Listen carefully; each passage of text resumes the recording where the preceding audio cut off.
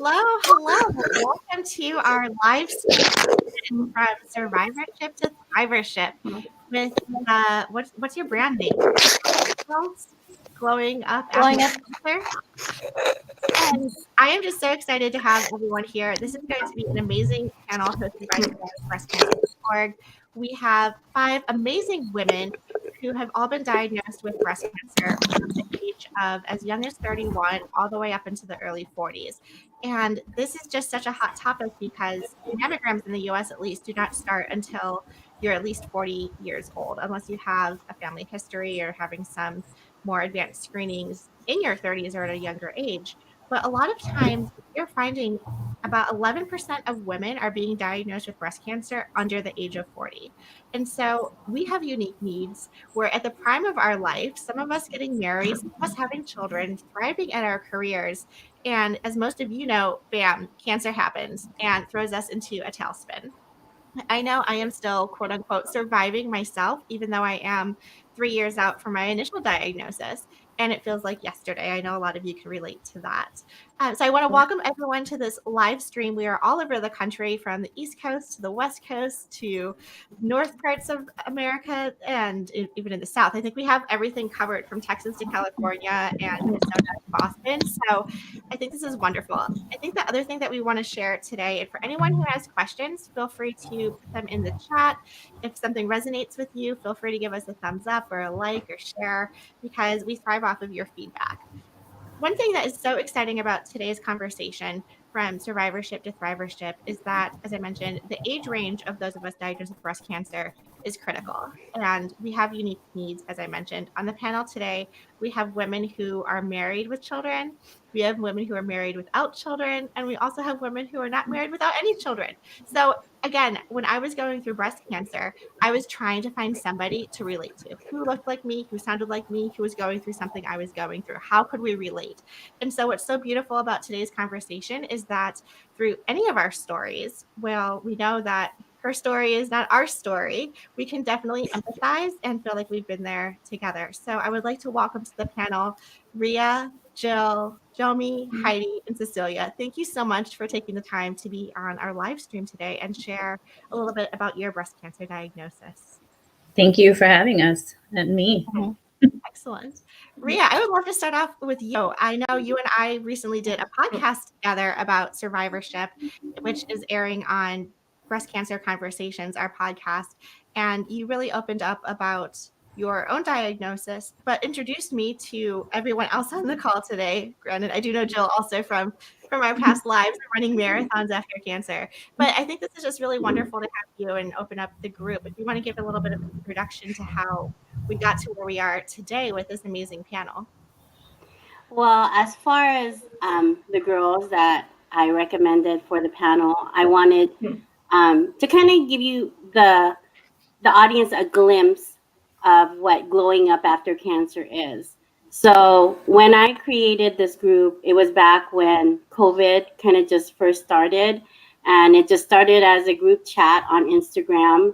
And I would kind of just basically kind of get to know, you start to get to know people, other women on Instagram. And I was like, would you want to join this group, uplifting, support, that kind of group? And it just one by one, I was able to form this group. I had, of course, the trials and errors of it, but not too long after that, I started to notice that sisterhood bond. Everyone just uplift, support one another. When someone's going through something, I will tell you, Laura, like, I will ask the girls, hey, can you make a video? And then I'll put the video all together and then send it to that person, just to show that we care.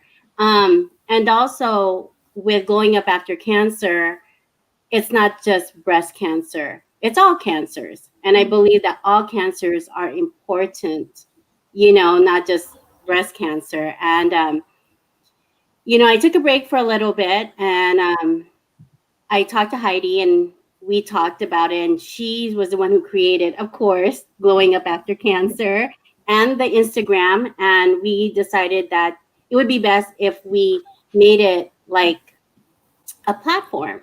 And so everyone can join. And that's how I started me and her started sharing stories of other survivors and other nonprofit. And like, I'm not sure if you were able to see that I kind of, I made a post about you and, that kind of stuff. And just sharing awareness, basically telling stories.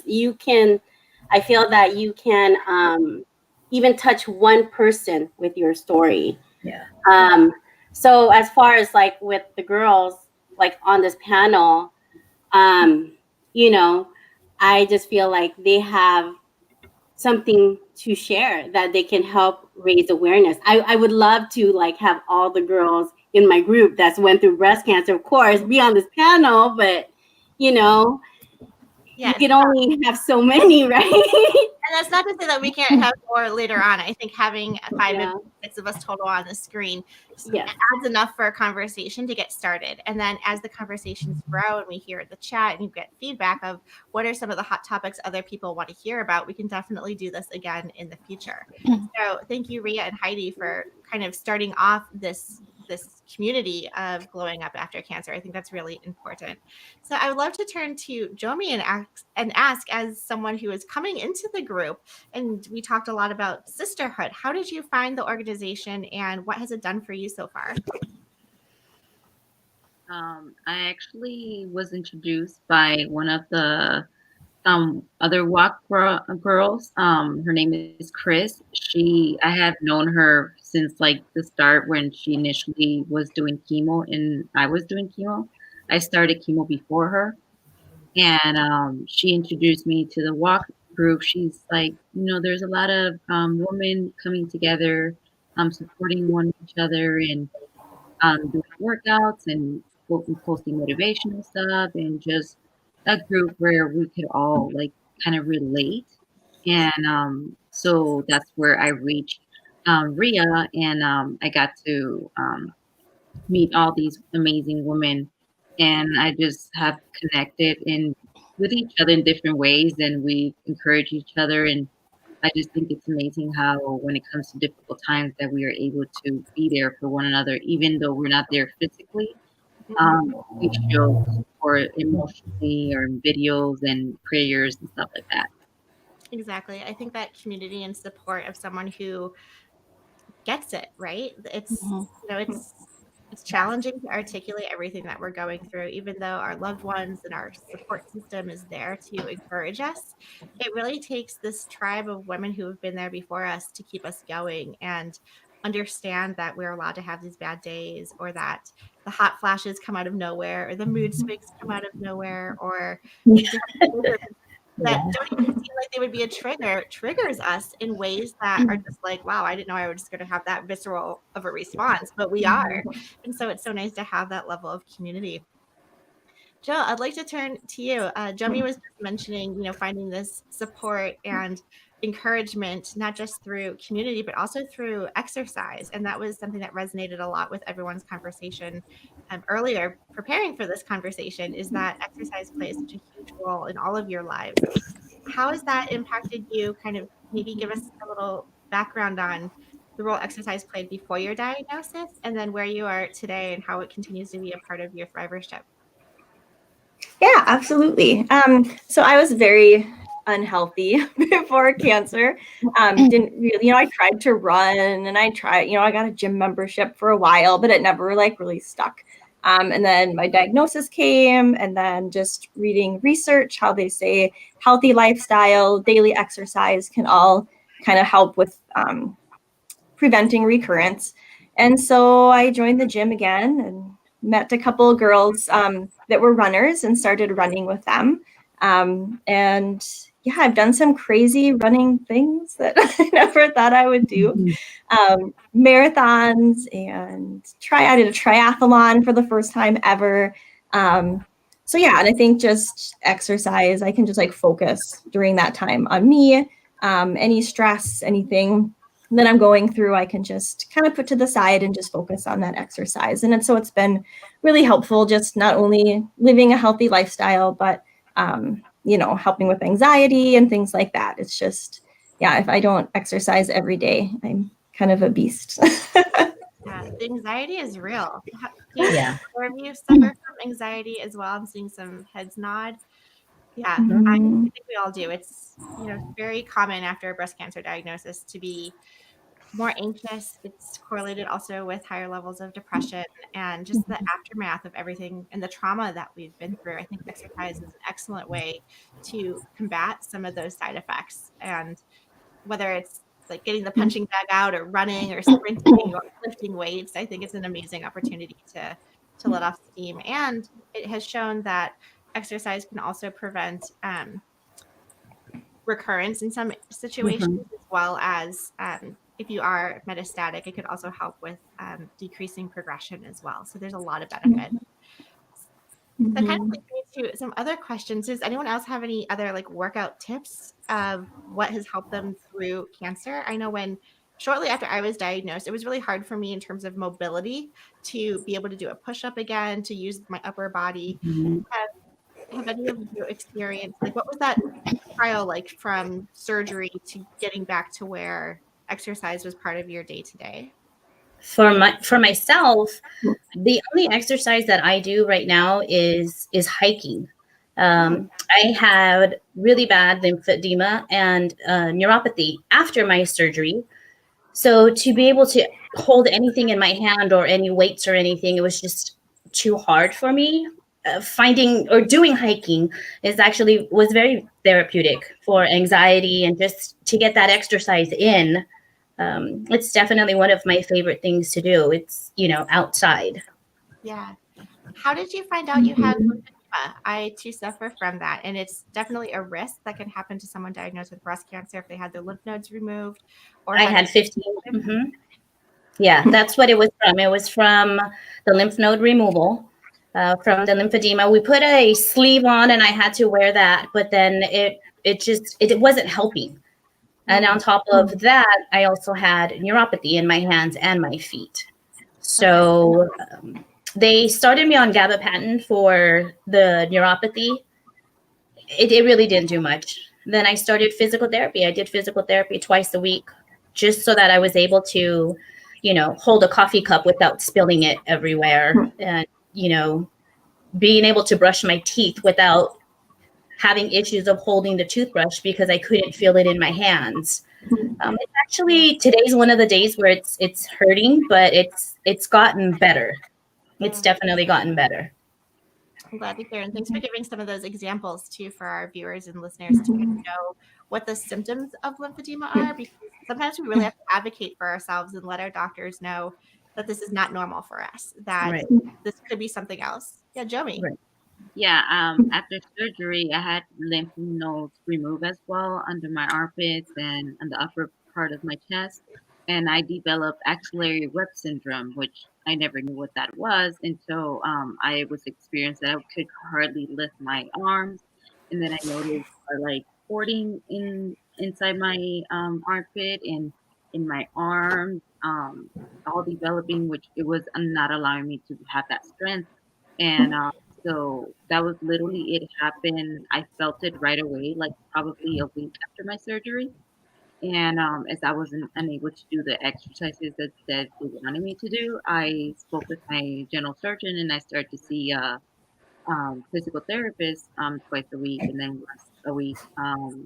And that definitely helped me because I could not. I'm staying busy. I like to stay busy, and I like working out. And I just knew that I could not just stay stuck like that. So I eventually started to strengthen that upper part of my body, and eventually I was able to do pull-ups that I didn't even think I would be able to do. Strengthen that, and I have gone to the physical therapist, and they're in shock because they're like, wow, like when you came here, you could hardly move your arm, and now you have nothing. Like it looks like nothing ever happened to you. So I That's just incredible. believe that working out definitely helps that. Yeah. Yeah. Well, it doesn't happen overnight, right? Mhm. You don't go from not being able to raise your arms Yeah. to not being able to like do pull-ups and lift your own body weight. What was were you working out like how many days a week, and what was the the time lapse between surgery and the It success? was, I believe, like 2 months. Okay. 2 months from the I started to work my upper body, and of course, like with a green light from the physical therapist that she said, okay, you're able to do this, take it slow and just listen to your body. But definitely another thing that helped, which was to sleep with my hands like this in the back. So the pain, I wouldn't be much aware of it because I was asleep. So it was not that much uncomfortable. So that's how I would stretch and more at night. When I would go to sleep, I would just place my hands right here, and that's how I would sleep. So in the morning, it would be a little bit sore, but it wasn't such of a big deal. That's a great But tip. yeah. Mm-hmm. Heidi, what about Yeah, you? I ended up hiring. Oh, go ahead. All right, go ahead, Jill. What did Oh you no, go ahead. No, I was gonna say I hired a personal trainer, and that really helped. So after I started working out, I hired a personal trainer, and he did a lot of research ahead of time about like what women, limitations and things after a mastectomy. And so he was really helpful in, kind of helping me start slow because I would have just kind of gone all in. And he kind of slowed me down a little bit and make sure I was doing things correctly and safely. So that really helped. I think that's really slowing ourselves down and remembering that it's a process that for us to regain strength from what we had prior to surgery. It's hard because you just want to jump right back in and go, okay, I want to get back to where I was, but we have to listen to our bodies and know, like, okay, you have to take it slow because we're not where we used to be. Right. It's funny that you say that because I actually took a complete opposite trek. I went through a mental transformation before I could get to a place where I was really feeling like I could be physical. And I sort of shut down afterwards. And unfortunately, because of that, I had a lot more pain and I had to go through a lot more. But it wasn't until I could actually get to a place where I could tell myself mentally that this is okay. This is what I need to do. And I sort of aligned. I had like this agreement with my body at one point where I'm like, okay, this is where you're at. You need to go ahead and move on. But it took me a lot longer than I anticipated. And then once I find a little bit more empowerment, I guess, mentally, I was able to ask the right questions and then get to a place of doing physical therapy and wanting to do physical therapy. I don't know why it took me so long to get to that place to develop these habits and kind of empower myself physically, but it was a mental challenge for me more than anything. And I would say it took a good 3 to 4 months that I even wanted to just recognize that I had gone through surgery, that I recognized that I had to have, my breast partially removed. I mean, it just took a lot. And the last thing I wanted to do was to work out or to stretch. And then even I guess a year afterwards, I still battled it. But I knew that if I began creating habits to make this sort of partnership between my body and my mind, I would finally get to a place of healing. But it took so much longer. As I look back, I'm like, wow, everyone goes through this so differently. And I was it was so interesting that I fought it so hard. Yeah. Mm-hmm. And I think you bring up some great points too. I feel like I was in a similar boat, Heidi. And I'm looking at Cecilia, who was mentioning hiking. I love the outdoors. I love hiking. I love being in nature. I think that is such a healing opportunity. And even picking up on new activities that we didn't do before cancer. So relatedly, I used to love yoga. I still love yoga, but since my surgery, I have not been successful in getting back to doing those chaturanga push-ups. I just have lost so much mobility in my upper body. So, Jomi, I might need some help there on like building that upper body strength again.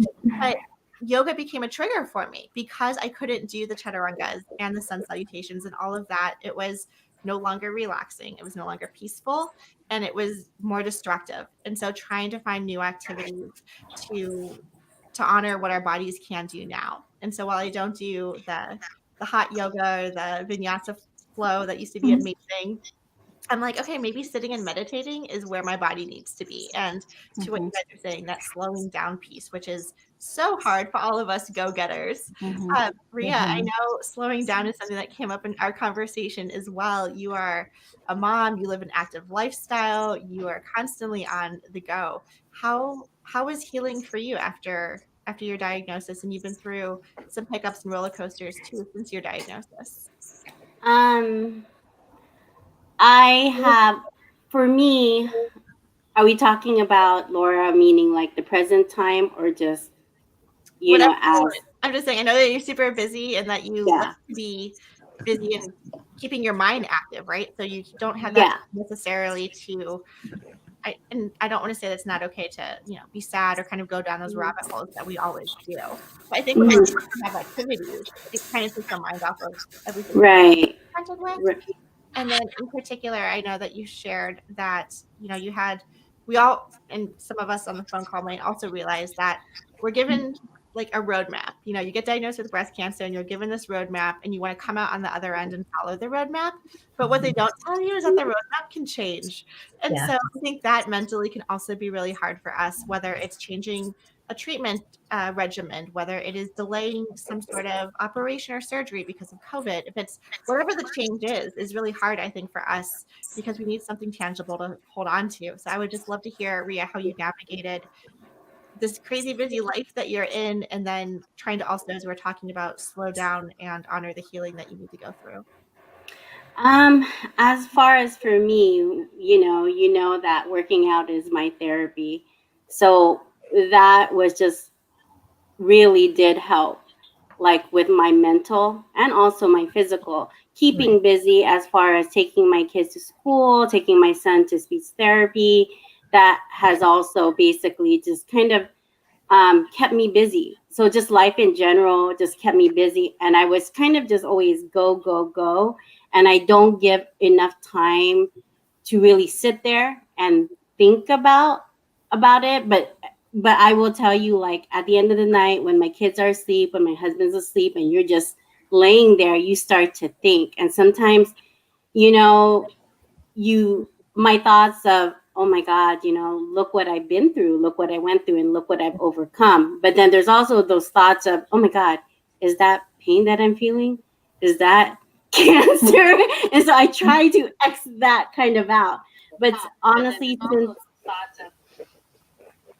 and then as far as like with the whole COVID, and how like the gyms at my locations closed again. So I had to find other ways to do it. So I do in-home exercise.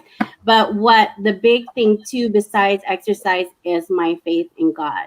So when I was diagnosed with breast cancer, my sister-in-law, Melissa, she said to me, God can move mountains. And, during that time, I'm just like, okay, but I have so many stuff already on my plate, a son with autism. My father just recently passed away, breast cancer, it's just so many things. And then, but as I went through my journey, I learned to trust in him, whatever comes my way, I just kind of just went with it. Do what I need to do to beat cancer, to move on with life. And after I beaten it, and even till now, like I feel like my faith is stronger than ever. Like if I feel like my anxiety is killing me for whatever reason, as far as just like, oh my God, what is this pain that I'm feeling? Oh my God, like next week will be the day that I was diagnosed 2 years ago. I go to God, either whether it's to church or I pray at home and I ask him for guidance and strength, and to be honest, for me, I feel at peace after, and for everyone, I know it's different, but that's how I move. And I think with the cancer community and with the guac group, being able to connect with other cancer survivors that get you, that term, they get you, that you can talk to them, you can just tell them what's going on, and then at the end of the conversation you feel so much better. Like, I mean, I've had conversations with Jill, Cecilia, Jomi, Heidi, you name it, and we'll talk, and like, they get you, you know, and at the end of that day you're just like, yeah, I know what you mean, and you don't feel so alone, and that helps as well. Absolutely. So the role of spirituality, I think, is something that's really important in any diagnosis, to figure out, like, why did this happen to me, if that's a question that comes up, or maybe it's not a question because you're like, this was a gift that was given to me and now I need to navigate that. Does someone want to share also their experience with how faith has been a part of their breast cancer journey and maybe how you're managing it now? Yeah, Sorry, go. okay. I was just going to sort of emphasize that I've always been a somewhat spiritual person, and I have my belief systems that I've maintained throughout my life, but nothing has ever brought me down to my knees than this experience. I thought that I wasn't going to be there for my children, and that was one of the most challenging things I've ever had to mentally and physically go through in my life. And honestly, the thing that brought me closer to my relationship with my children and my husband and just myself was focusing on that higher power and understanding that I am not in control, and I never was in control. And that helped me so much as I moved forward in my healing. And my faith has been everything for me, because I've been able to find out what my purpose is during this time as well. And it helped me find a balance between my fear and my purpose. And that has been a balance that I've been trying to just continue to model for my children and to practice on a daily basis. Beautiful. Thank you for sharing. Cecilia. Yes. My faith was and has been the only thing that got me through this mentally, physically, emotionally, spiritually. From day one, I knew. I never questioned why me. I was just, okay, this is what it is. Whatever my purpose is, it's going to come from this. And, to have to go through it twice in a year was difficult, but not one time did I ever question my purpose, God around me, just the village that He built for me, everything. Faith has definitely been the strongest part of this whole journey.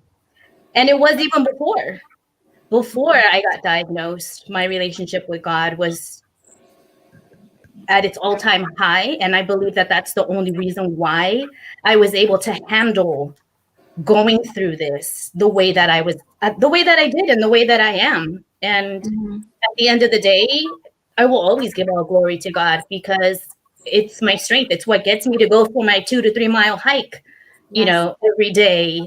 It's, what's built and fixed many relationships, watching me go through what I've gone through. And at the end of the day, honestly, it's just all glory to God.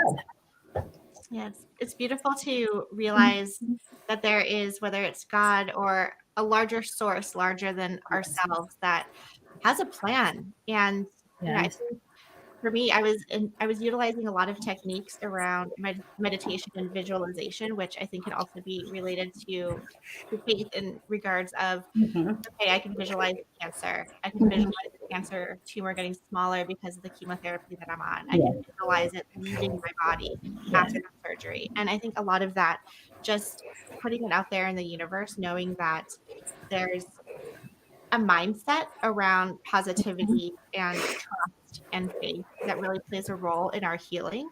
And I hear a lot, and it's so inspiring to hear these stories of when there is that level of acknowledgement that there's someone bigger than us who's out there with a plan, that we're just here to execute that plan, whether it is starting a nonprofit, starting a community on social media, writing a book, going out and speaking. We really are given this opportunity to be a voice and raise awareness, like we are all doing right now tonight on this call, which I love. So thank you for sharing. Cecilia, I'd love to have you follow up on that so our viewers and listeners know. You mentioned that you had breast cancer twice. Can you tell us a little bit more about your diagnosis and how you discovered the recurrence? Sure. So it was about 4 months after my first diagnosis, after having surgery, going through chemo and radiation. Um, I seen my oncologist and I had asked him if he would send me for a mammogram, my mammogram, CT scan, and my MRI. And he said it wasn't necessary. It was too soon, that I would be on every 6 months. But I asked him, I said, I really want to get it done. Thankfully, he listens to me because he said, if my patients ask for it, I do it because I need them to have clarity and I don't want them to continue thinking about things. So he sent me, and sure enough, I found out that I had cancer on my left breast. Wow. I found out for sure October 5th. Okay. So pretty recent. Yes, I had surgery October 13th, and I'm in the middle of radiation now. I'm my second weekend. I have 3 more weeks to go. Yeah. And how are you managing with the radiation and the fatigue, and how's your skin doing? So funny. So I had an early reaction to radiation this time around. It started my second, third round. They started me on antibiotics because they couldn't figure out why my body was reacting so quickly. And they think it's because I still had radiation in my body from prior. It still wasn't out of my system. So my skin's definitely reacting very, very early. And the fatigue is definitely kicking in. It was there prior, and it's definitely kicking in more now. Yeah. So going back to taking care of ourselves, slowing down. Yes, Thank you for sharing that. thank you. In addition to faith, there's also a lot of other people in our lives that can be a support mechanism for us, whether it's husbands or friends or new friends that we meet on social media. Jill, who's been your rock in your life as you were going through treatment and even now, a couple years out from your diagnosis? Great. I would say first my husband. He puts up with a lot of stuff. It was probably not the easiest. Right? Probably not the easiest. I'm one of those people that I internalize a lot, and then I feel that I can do this on my own. I'm strong. I don't need any help. So I think we not fought, but like I think we battled that a little bit because I think, I kind of just wanted to do it myself, and he wanted to help. And now I'm on hormone blockers, and so my emotions and just moods are all over the place. And so he's still stuck with me, and he has still deals with a lot of me from time to time. So I think that's he'd probably be my biggest support. But then like Laura, you and Nicole and our text message chain that we have, like I think support. Like I wasn't ready for after cancer. Like during cancer, people were supportive and they'd, check in on me and message me once in a while. And then treatment is over and everything goes away. Everybody just thinks you're cured, you're fine, you don't need as much support as you needed. So I still struggle with that to this day. But I think just the cancer community in general and the Guac girls and Laura, you and Nicole, like I think having you as support, and not just right now, but like forever. Like we are forever sisters. And so I'm very appreciative to that too. Oh, I love that. Well, thank you for including me in part of your tribe. I know I Of course. as well, because it is hard. And I think, kind of shifting gears to that conversation about it's not over just because our hair grew back. It's not over because we're going back to work. A lot of us are still on hormonal blockers or getting active treatment continuously, maybe for the rest of our lives. And so it's this fine line of we want people to acknowledge that it's not over, that we're still going through something, But I will also say I don't always want someone asking me, how is treatment? I do long for those normal conversations. Yes. And so it's a tug of war, right? Where it's like, well, they're asking me normal questions. Do they forget that I had cancer? Or, gosh, they're asking me about cancer again. Like, how do we confront that, right? Does anyone have any tactics or recommendations for how we navigate this? Please share. Absolutely. Ways we can all say that it's hard because it depends on the day. And I forget, was it? I'm so sorry, I'm gonna blank out whether it was Jomi or Heidi or one of you mentioned also that you opted not to take hormonal therapies after your diagnosis. That's right. I did. I said not to. Yes, I'm curious because I am on the fence every single day that I have to take this little pill and put it in my body and then be cranky for like 24 hours. I'm going to hurt, menopause, gain weight. Like, I'm scared not to take it, but at the same time, I feel like I also need to. I'm not mentally comfortable saying no. So I would love to hear a little bit about your decision. Sure, absolutely. And again, like you said before, everyone's story is their own story. And I have to be honest, I did some research and I did take tamoxifen for about 4 to 5 days. And I right away knew that it wasn't for me. And I have to say that not only did I suffered consequences, like the side effects more, I think the normal. My oncologist would have to agree with me on that. Just mentally, I was not in a good place, and it was not a good fit. And she recommended different hormone blockers, but intuitively, I just couldn't shake it off. And I know it's not the scientific thing to say, and I know that it's not always approved by your oncologist or your medical professional, but I have to say that gave me more peace than taking it. And everyone has their specific journey and the reasons behind it, but I spoke with my support group, I spoke with my family, and I had to make this decision for myself. And it gave me more peace than actually taking it. And I am 5 years after diagnosis. So thank you. It feels great to be able to say that. 5 years is a huge milestone, and it was a number that was in the back of my mind for the longest time. Like, I just need to make it to, or when I get here, and I'm here. And I look back and I'm just so thankful that I'm here, and I praise God that I'm here, and I'm just thankful that I've been able to get over a lot of things that I never thought I would, including the anxiety about tamoxifen, including the anxiety about just the overall habits that I've, had before cancer, and just the PTSD of everything altogether. But, and anyways, I felt more peace saying no to that. Yeah, absolutely. I think that's a personal choice. And if you can wake up in the morning feeling like you personally made your best decision, that's all that matters at the end of the day. Yeah, absolutely. Yeah, me as well. I declined the hormonal therapy. I declined radiation as well. I didn't want to.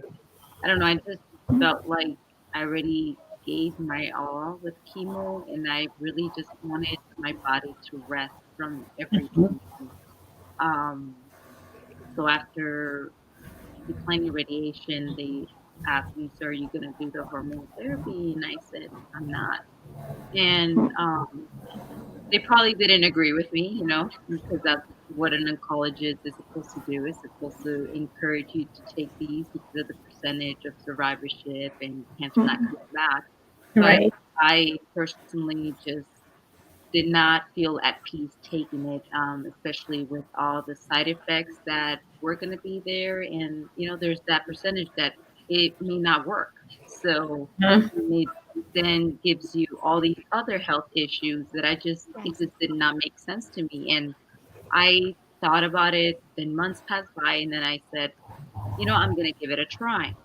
Well, that the office that was supposed to contact me didn't contact me until a month and a half later.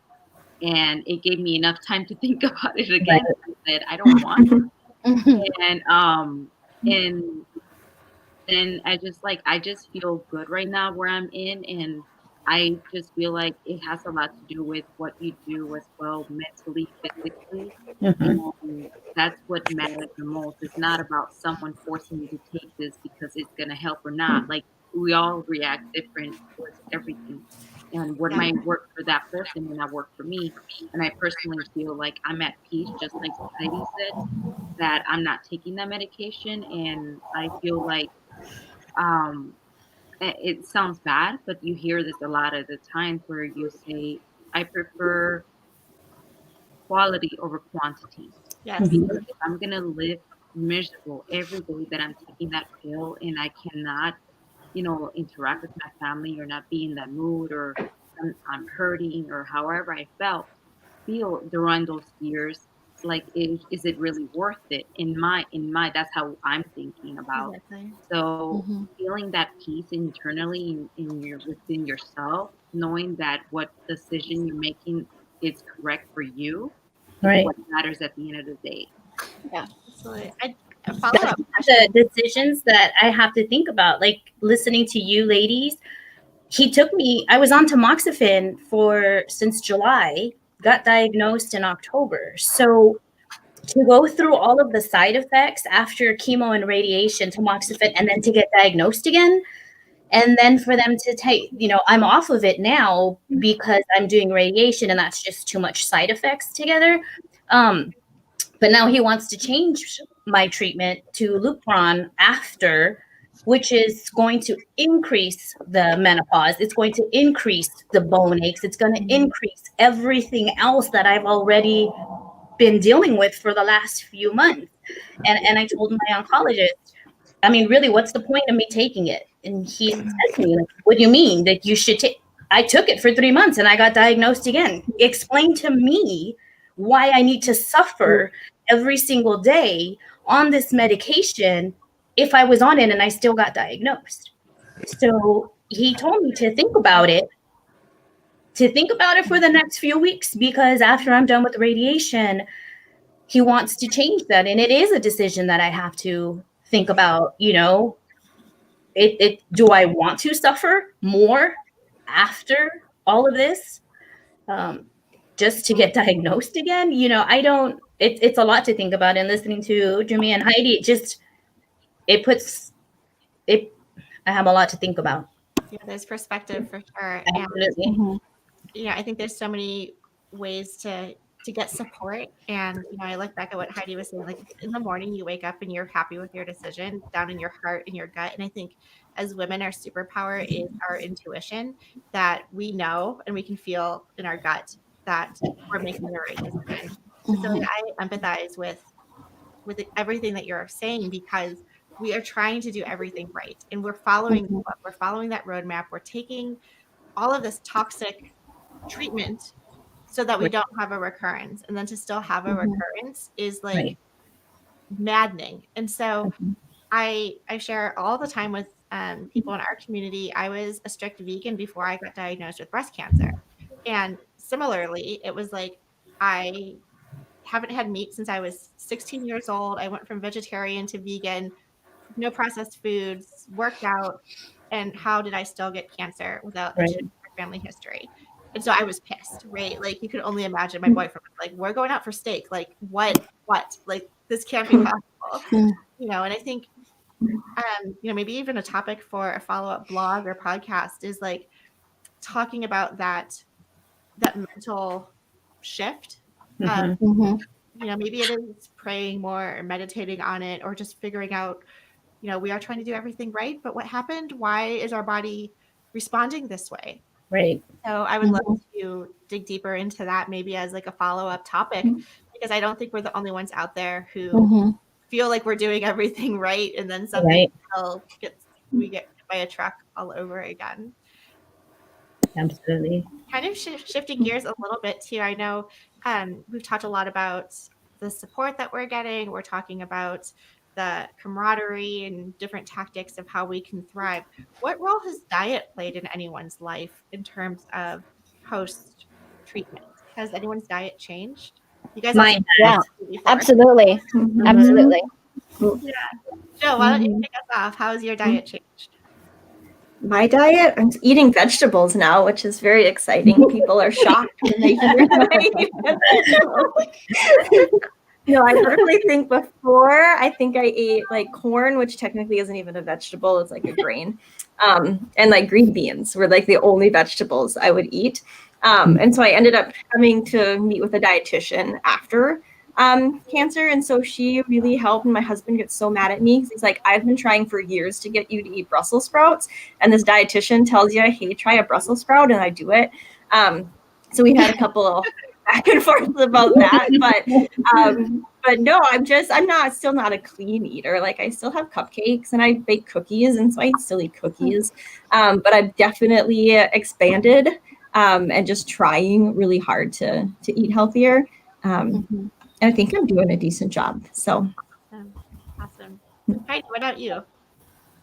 Yeah, I when I was pregnant with my daughter, we decided to jump into the whole organic life. And so honestly, I was the thinnest. I was the healthiest before I had cancer. So it really did knock me down to my knees. And so one of the things that I think really got my attention was when my oncologist, and I love her, but she said, you don't need to change your diet.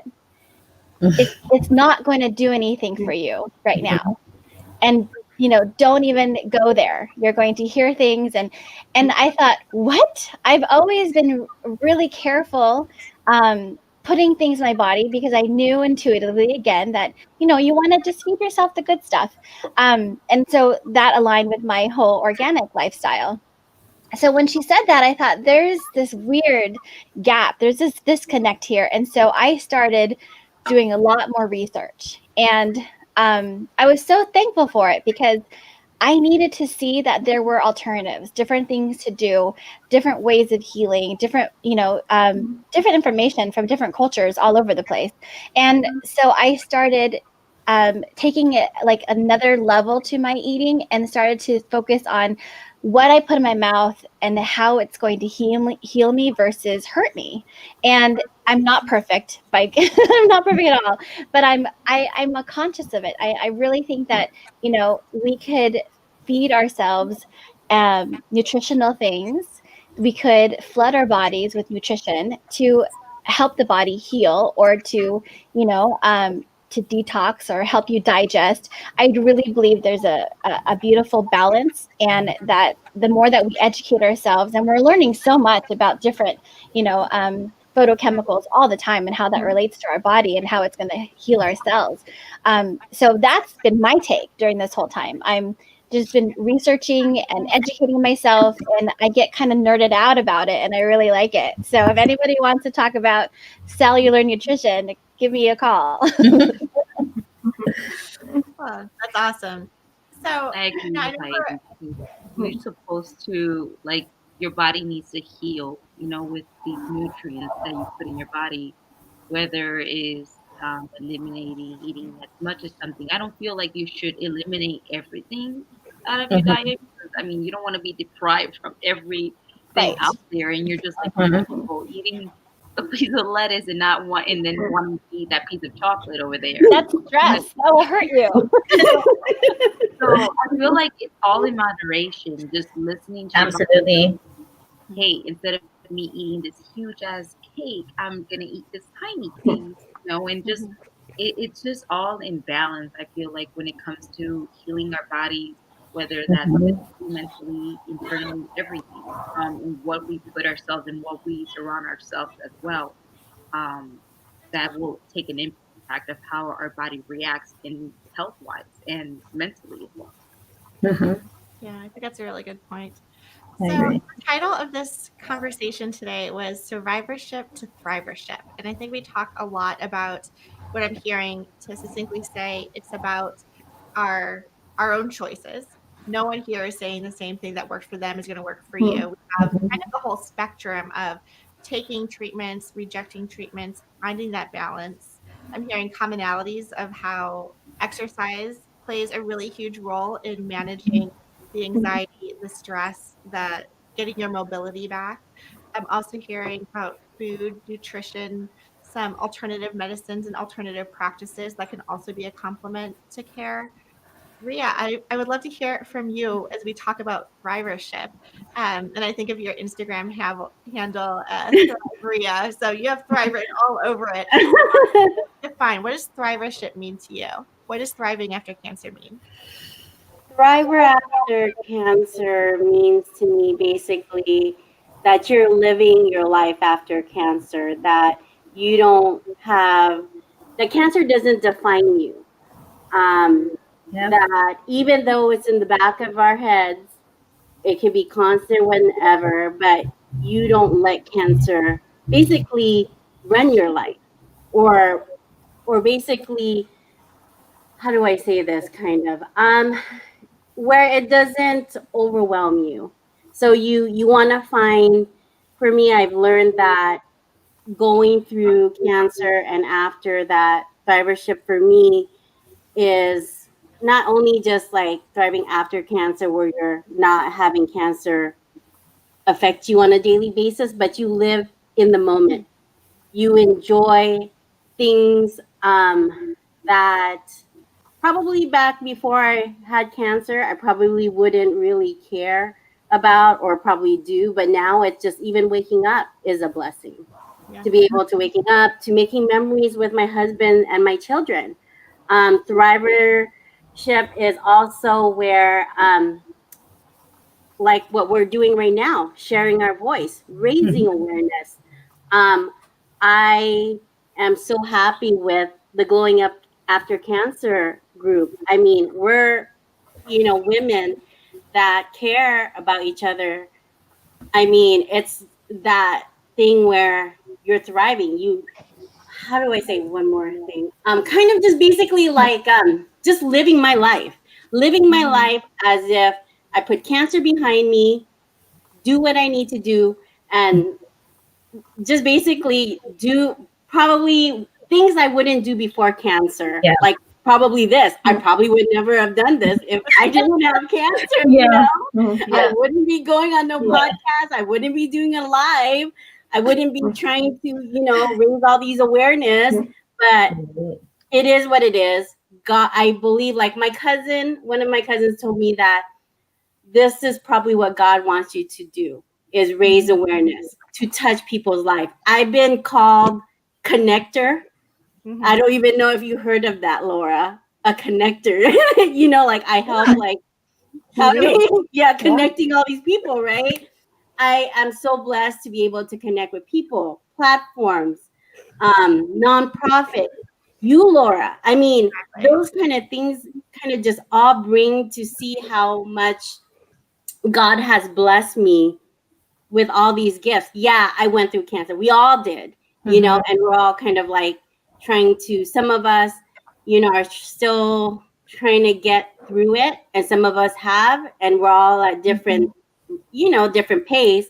Wow. But at the end of the day, I believe that it's how you live your life and what your mindset is what gets you there. If you keep yourself in a positive light, surround yourself with positive people, uplifting people, then you're in a good place.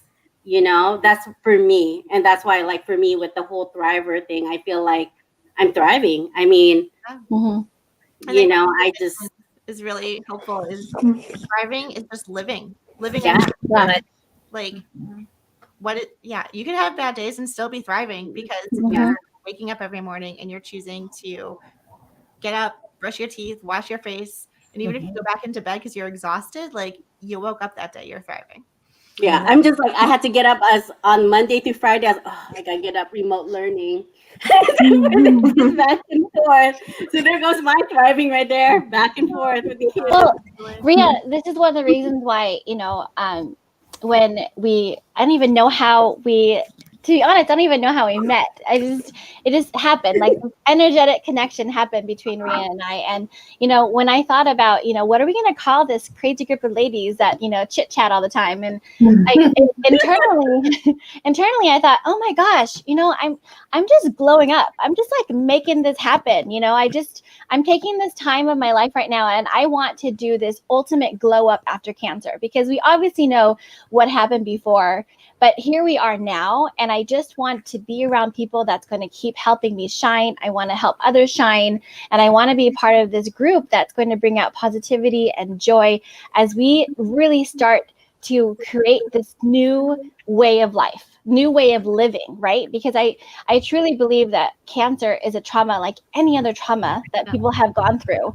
And, this exists in our lives, right? We have traumas, and it's honestly what I'm going to do, what you're going to do, how we're going to experience these traumas and act it out in our lives that defines us, and not what the actual trauma is.